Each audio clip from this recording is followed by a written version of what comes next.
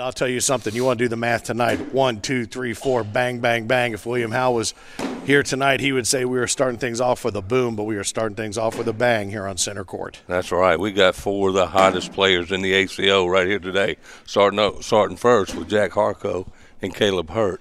And then for an encore, we have Austin Cameron and Craig Irvin playing later on. So absolutely, names that you heard last night, and you're going to look at these guys taking some down and back shots, getting ready for the first of 2 bracket finals, which will determine ultimately our singles champion tonight. We'll have a 3rd and 4th place match for you as well. But our boy Frank Gears, the cornhole dude, is giving these guys the ominous warning of their final down and back pitches, and they are going to take just a couple more warm-up throws. Kaleb was in here earlier warming up, and Jack was out in competition out in the main arena up until about 5 minutes ago. So he has got to be pretty loose. Pretty warm. As you say that, he rolls one off the back. Well, I want to go ahead and get that announcer jinx out of the way early. So we'll go ahead and encourage those who have gathered around center court, some usual suspects and some new faces we are used to seeing here. And as we are here on center court, we will give them the opportunity to join Frank Gears in just a moment. We will get things underway. Again, great stuff. Bracket A, the finals here. Bracket B, the finals, then our 3rd and 4th, and then we'll have that singles final. Take a little bit of break, and then we'll come back, have the Hampton Farms Big Blindfold Challenge, and then we will work our way into doubles and wrap up a huge night of top-tier cornhole here from Augusta, Georgia. The Columbia County Exhibition Center they've been great hosts, and we have had a fantastic time with wall-to-wall fantastic cornhole being played all weekend long. So these guys are getting those final tosses in. Still going on, and these guys met earlier in this bracket, and Kaleb Hurt came out the winner. So I'm looking for Jack to maybe a little bit of revenge is what you're saying. Yeah, a little revenge game right here. All right. Well, there's no fault in that at all. And here we go. We're going to turn it over to Frank, our lead official, founder and president of the ACO. Red lane, are you ready? Blue lane, are you ready? Bring it! Bring it. There we go. Right. It is on. Yeah. All right, so Jack comes in as the higher seed in this bracket, the number 1 seed over Kaleb, the 2 seed, so he takes that first bag, and it looks like we're off and running to see who's going to be the first to make a mistake. Yeah, I guess I'm going to have to start picking Jack. I mean, every time I turn around, he's on center court in front of me playing for the championship. Well, I'll tell you what, over the last few years, Kaleb's name is one that we've seen. He continues to rise, and he came up out of the juniors and just threw fire for so many different majors and continues to play very well. But Jack over the last look at that, nicely slick done, side game changer, like butter. Yeah, just falls right in. But to your point, Jack has been front and center court almost every one of these majors that he's been in, that we've been on stadium, and he is continuing to do so. So an 8-bagger gets us started. Not any surprise to anyone sitting here, I don't believe. He throws that slick side game changer every time. Very seldom switches it over to the sticky. And he's just right down the center. Might have something to do with his socks. Well, he does have a sock game like no other in the ACO. That is the absolute truth. I think he may run over here and sock you right in the face. Somebody's sock, and he goes off the back. I guess that's my fault. It typically is. All right. Yeah. Dials it back in and wraps it up, and that's going to put a couple on the board out of the chute for Kaleb. Spot.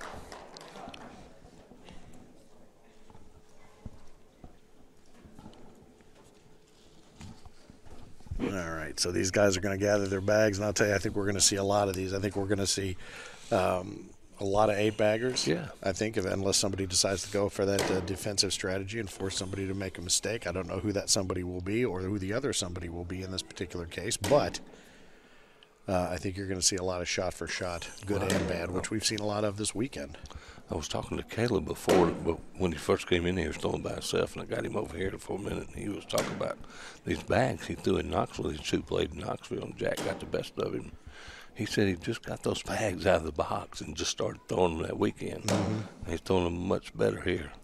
So, that is a big mistake. I'll tell you something, and that's two in a row where certainly Kaleb had left him wide open there with most of the middle available to him, but he's going to pay the price for that one. It only cost him the deuce, which actually is fairly lucky. And again, we've seen so many of these scores get to 15-3, 15-5, 18-6, and then next thing you know, That's a beautiful blocker by Kaleb, which he said he's going to use that strategy today. So that's how he beat him earlier in the bracket. Well, and I think for those who don't know, if you're watching and you're thinking to yourself, well, these guys did they get drawn up against each other? How did they end up here? They did. As you mentioned, they play each other throughout the course of the day. In singles, they may run across one another. In doubles, that's a nice bag right there, up and over. The only problem is he left Jack with a push here. And there it is. Cleans it up nicely, yeah. But within the course of any given weekend, you may have an opportunity to play somebody you may meet again on center court through these elimination brackets 2 or 3 times and start to get them figured out. You may not have them figured out the first time. They may put you in the loser's bracket, but you might figure them out on your way back to center court. So that breaks the change right there on that 0 for Jack. Jack Harcrow puts up his first couple, cuts the lead in half from Kaleb Hurt. It is quiet as a church mice in here. Yeah. Kind of like a golf match in here today. You won't offend us if you make noise. I'm just telling you right now. It's okay. And Jack, he's one of those Alabama players. They're coming out of the woodwork from everywhere, and they're all good. Well, yesterday during the earlier broadcasts on the digital network, I heard you and Jay Boogie talking about the fact that the one 4-man match, the doubles game, could have been played in their backyard. And 4 Alabama players, they could have just gotten together at the local VFW and gotten that one done. Alabama has been showing up for a lot of these All right, majors. nicely done. Yeah. Yeah, the crowd start to show a little appreciation there, led by Isaac Hurt. We kind of woke him up a little bit. Caleb's little brother and often his primary nemesis and opponent. We see a lot of the SVC crowd here, the Shenandoah Valley Cornhole group, from which Kaleb and Isaac have emerged. And which Austin Cameron we'll see in the next match. We'll be out here. Yes, we will. So you made mention of that earlier, the 4 that are going to start the night off. Kaleb versus Jack, a 1 and 2. And seeding tends to work when you do it correctly. So Austin Cameron and Craig Irvin. Craig Irvin comes in as the 2 seed in bracket B, and Austin comes in as the 3 seed in bracket B. Yeah. And Craig has been on fire lately, so I look for that to be a really good match. And there's an opportunity for Jack to pick up a big bunch of those points. Yeah, it really is, with Kaleb off to the right there. Yeah. 2 bags that are pretty much out of play at this point. And there's the 4 spot for Jack. And it's a tie game all of a sudden. All right, and there it is. Yeah. All right. We're starting to get a vibe that sides are being chosen right now, and that's okay. That's how it goes, because the best part about what we've talked about, they can fight down to 21 to 20 and a half. That's it doesn't matter, high fives, and they're just going to move along. That's They'll be just fine. And we're going to get that game, too. No, we are. Right when they're wanting to clean this place up and turn the lights That's out, right. they go to a double dip. Yes, sir. And Caleb's off again. Yeah, Jack. Man, he is just throwing mercury. Yeah. And that game changer is loose, and it just pops right in the hole if you get too close to it. And interesting that we're seeing, similar to what we saw with, I think it was Maddie, and we saw with Maddie McBride last night. We also saw with Austin Cameron, and now we're seeing with Kaleb these new designs, some of these brighter colors, more flowery designs. I don't know if this is their spring collection coming out from some of the bag makers, but the 724 baggers that he's rolling right now. Yeah, and he said these were specially made from that company for him. So must be nice to be that good for him. Right. Somebody makes a bag just for you. Right. Yeah. I had a bag maker send me some custom bags. Yeah, I saw that. All 4 of them exploded as soon as they hit the ground. I think they were trying to take Doing me those out. golf So balls, like those exploding golf balls. That's what that was. I wouldn't say a word about them. No, Paul Schrader bought you a nice set of bags. Yeah, the shredder, he had, I think OTT made him a set of bags under his new nickname and hooked me up with a set. That's nice. One of these days I'll start playing and I'll put those to use. Jack steps out just a little bit, going to come in from the right side. Oh, and he tried to bully. Boy, and he just it backfired. He just pulled it. He's going to be able to pick him up. Oh, nicely done. What a great pick up there. And that was one of those where that bag he had sitting at the 9 o'clock position was just at the right angle with his spin that he was able to take it in with it. That's one of the shots that he has really, really, I guess, famous for doing when you think he can't grab it and he does get a hold of it. Well, he knows he dodged a bullet right there because Jack stepped out there to try to bully his bag out of the way, and it went to the other side of it and off the bag. So now he plays the blocker defense out to get started. And that's a get around from the other side. What's crazy is he's been able to do it from both sides off that side of the board. We've seen him do it to the right and to the left. Nice bag there. That one looked like it might have risked dropping just a little bit short, but and Kaleb, a nice replacement bag, and he'll take that. But you can see just how that one landed, the difference. Look at the way they're sitting on the board as to how broken in those bags are, too. Oh, yeah. He said he's still working his in as Kaleb. You really see it there, and that's gathered right there. He said they're playing really well now, so. Nice. All right, well. Nice 8 as bag. mentioned, that 8-bagger, and plenty of them underneath, as you and Jay Boogie were calling it, the wooden sunroof. The wooden sunroof is Jay Boogie. And I am want to take an opportunity again to welcome you to the stadium. If you're watching at watchstadium.com or whether you're watching on the Stadium app, invite you to share the links and let folks know that if they want to watch some really, really high-level cornhole on our majors, you can see the schedule there for our upcoming majors, including Las Vegas, and we're going to be working our way, back to Branson and the World Championships in Branson as well. So we invite you to spread the word and share the love. And Jack is struggling from his outside arm. Yeah, he got 2 out of play over there. Pulled a couple off to the left there and left Kaleb a nice shot there in the middle. I see he's got some headphones in tonight. Maybe he can't hear what I'm saying. Yeah. Kaleb comes in and tries to go over the top, and that's up over. But he did push Jack's back in play. Jack might can save a couple. He did up and over. Oh, and there it is. What a nice shot. That's a nice airmail drag right there. And that's only going to minimize the damage there for Jack, but 11-8, it could have been a lot worse for him just then. And yeah, you're right. I think that shot beforehand, Kaleb did him a favor. It moved it just a little bit. Additional favor. And how about the confidence in Jack to just go up and get it? Mm-hmm.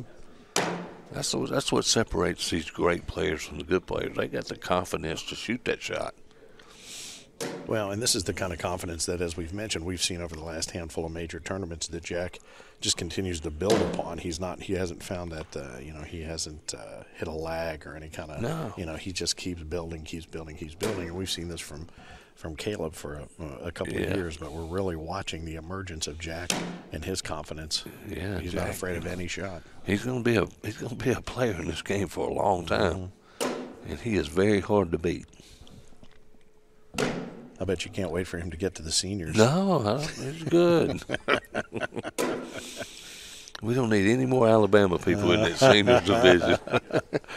That's a fact. Our seniors division last night, we had some great competition, including yourself on center court in the finals. We'll get to some of our winners and congratulate them just here in a moment. But as I was mentioning before, here on Stadium, if you're watching, I invite you to share the link and also share the different ways you can watch. Go back and watch some of the other matches from Panama City Beach to Owensboro, Kentucky, Knoxville, Tennessee, Bradenton area, Florida. We've got all kinds. We were up Tupelo, Mississippi, up at the Grand Casino in Hinckley, Minnesota. Lots of great cornhole. And if you hear us talk about affectionately and familiarity with regard to some of the names here played, you'll find out why, because you start to see so many of the same players on this center court. It's kind of like the golf world. You see the same ones emerge, the good ones.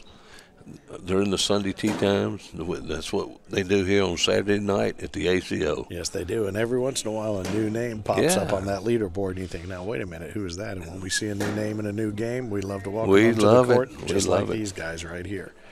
All right, so another 8-bagger there. That leaves it 11-8. Kaleb in the lower-seeded red lane, but again, lower-seeded for this bracket. He's lower-seeded for this bracket coming up. Austin Cameron will be lower-seeded in bracket B against Craig Irvin, seeded 2. Yeah, it's kind of surprising there, huh? See if Kaleb goes for the block here. Nice. Try to look straight in. Jack, Jack never changes his expression. I mean, it's always the exact same. He told me, he wanted me to mention his friend Randy Jones that passed away, and that's how he got started in this game. Randy Jones got him started. And now we got a pile of stuff that we really don't see out of these two guys. Is he going to go up and over He here? may try to roll this one right here. Oh, that's true. He does have that roll shot. He's going to come in low. He tried it, and his bag held it up. I think that bag just needs a little bit more conditioning, and he'll be able to get that up and over very soon. And Jack will be happy to take a wash out of him. Lay low. Yeah. Going to come up and over. Oh, he is. Puts one off the back, and that's not going to. Let's see what Jack may try to go up here. That might change his strategy, and he does. No, he's going to take the penny. Bring it low. Bring it low. I thought he was going up the arc of that bag, but it just died in midair. And like you said, he was happy to take that single. You know, that's what's so great about this game. These guys throw 12 bags in a row in the hole, and all of a sudden we have a pile of mess, and nothing goes in the hole. You know? Underneath. That's what's great about this game. And for those of you keeping score at home, we are going to have a lot of official terms that you might want to pick yourself up a pen and write some of these down, but a pile of mess is a new one. That's a pile of mess, man. I do like that one. And, there's a good bag by Kaleb Hurd. Nice, because that puts Jack's bag just a little bit out of play off to the left side. I don't think he's enough there for him to drag that. He tried to grab a little of it, but unless it had a claw on it, that wasn't going to happen. You know, he gave all of the points he's given in this match has been on his outside arm. Mm-hmm. And going to the left, missing off to the left. Ooh, boy, I tell you he almost pulled that back again. He almost did. He almost did him a big favor right there, did Kaleb, but he's got that lead out to 15-9, and again, no lead is necessarily safe, but this will be a situation where Kaleb is in the king seat. So if Jack were to win, he would have to beat Kaleb twice to advance to the final, and Austin will be in the king seat in the bracket B final against Craig, who will have to double dip him. That's right. 2 games against him to advance as well. Oh, there's a get-around shot. A get-around and the ability to take that one that was hanging off the front. And there wasn't that much of it hanging around front. Now, Jack set himself up nicely there to pull those all in, but Kaleb probably cleaned all of it up. No. This is the old Kaleb we've been used to seeing for these last few years. I mean, he is locked in, making shots, and building a lead a couple points at a time. Mm-hmm. And I think something, if you're watching too and you see the full and just when you think you got 2 points, Jack pulls on one of his socks and makes one of those shots. You know? Well, I was just getting ready to mention before he made that shot, you get the opportunity with these side-by-sides, and you can see where they're standing next to one another to pitch. Watch the difference in just how they hold the bags and where their focus is while they're waiting to shoot. Interesting, because Kaleb has a bit of a kind of a two-handed juggle. Mm-hmm. Jack keeps all his bags close to the vest, and clearly both of them very focused on the target, that being the hole for sure. If we had the Hampton Farms Blind Hole Challenge, they'd have them both laying on the board. Oh, there's no question. Because Frank would place them there. There's you know no that. question, and we'll get to that here after the break. As a matter of fact, a little bit later on, opportunity for you to see just how good these players are with their eyes open and their eyes blindfolded. It's exactly and we're going to have a really great player coming on later, too, to do that. Yes, we are. See how that goes. Yes, we are. Kaleb with another 4-bagger, and Jack, this one's probably out of play. He'll try to get it and give up 4. Boy, he tried to get it, and he sacrificed both of them there. He really could have. I mean, he could have. And like I said, all the points have been on that end down there that Jack has given up. Yeah, they have 19-8, so that's going to put him 2 points away from Kaleb on that dangerous number. We talk about 20, but I swear I feel like 19 is harder to get past than 20. Well, we get to this point, and Jack can not make a mistake because we'll be taken advantage of by Kaleb for the game. No, and there's the one out of play for Kaleb. Mm-hmm. And you know where Jack's going to be, right down the center. Mm. Maybe a little right center. Yeah. But he may go up and over on this one. No, he's got that. And that's the trouble you get in sometimes when you try to block. That's not your normal shot, and you do something that's out of the ordinary, and you leave it short, or it kicks right, kicks left. Junior Williams stepping in for our lead official, Frank Hughes, to get that dirty bag out from Jack must go in here and keep the game going. All right, he's got the middle of the board. Yeah, He's pretty much mastered that middle, so he's. But he gives up to 1, and it's 20. Continue one more frame. We'll see what happens. Yeah, and I like I said, I thought Jack should try to run through that one and take his 2 points, and he tried to block. And well, he might have been thinking a little bit the way I was. You said, oh, he's got that middle, but he could have done that get around on the right side. He might have been overthinking that one and just was so focused on the hole, let go of it in the wrong place because he let go of it just a little bit early. And I promise you, that's the on-purpose block right there. Up and over. Oh, and he knew he had to make something happen. You got to give it to him. Yeah, he really did. Yeah, that's going to push. And oh, well. That's okay. That's okay for Kaleb. He only needs 1 point. Yep. And Jack has 1 off the board. And Jack may try to leave 1 short here in a minute. Give himself a chance to push. Make Kaleb have to do something. No. Yeah, I think he's going to maybe be his own worst enemy. And here. that's going to be the game. That's going to do it. Yeah. No matter what happens No. here, it's not going to make it. He's thinking, can I knock that off and go in? He's going to give it a run. He tries. Oh, he takes them both off the back, but that's going to do it. Jack Harcrow, who, as we've mentioned, has been playing lights out over the last handful of majors. Kaleb is going to advance on to the singles winners bracket final, and he will play the winner of the next match. And you see both of these players getting ready to get up and make their down and back warm-up tosses. Congratulations to Kaleb, and a nice effort from Jack Harcrow, who again had just come out of competing back in the other main arena. ACO, we are Cornhole.